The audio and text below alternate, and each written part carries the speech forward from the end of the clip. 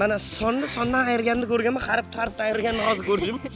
Organik kimyodan hozir darsimiz bor edi.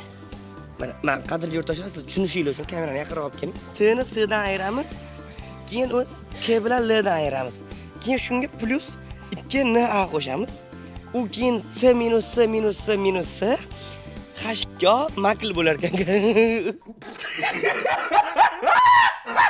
Gap yo'q. Xudoyimga ming qatla shukr, mana shu joyiga tiqib qo'ymaganiga. Men qarang, tushunasizmi? Shunchaki yozib chiqasiz. Yo'q, tushunaman. Bu ani birinchi sinf jiyanimga men harf, ani ustozga harf yozish o'rgatayotgan payt shunaqa narsalar berardi-da.